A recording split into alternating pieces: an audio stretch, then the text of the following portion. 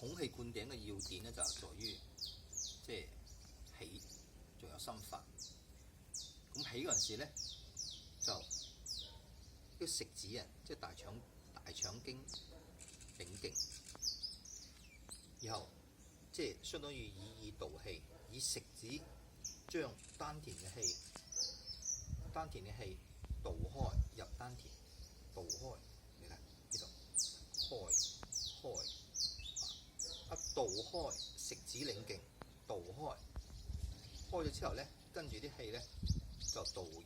勞宮，然後咧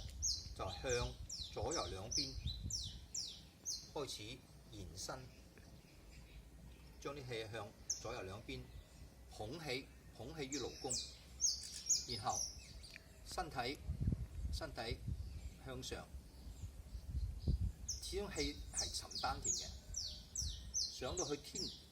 上面之後咧，將勞宮輕左右勞宮啊輕輕對住百會，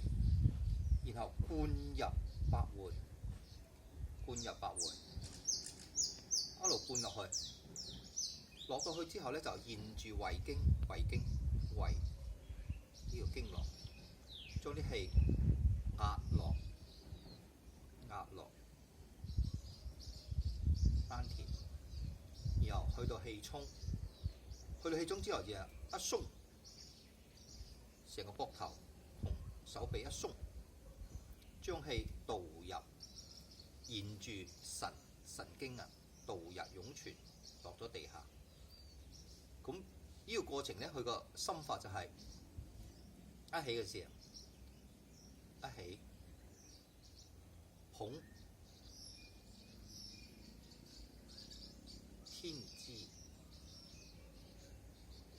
清氣，灌入百會，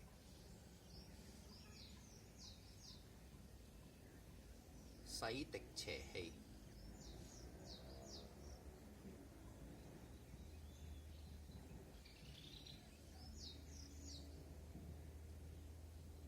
瀉落大地。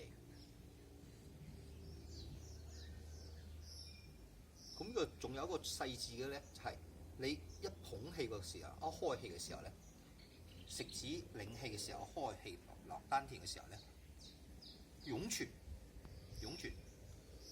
係同時係吸地陰之氣，又向上，沿住神經向上去，然後同天起氣，灌入百會，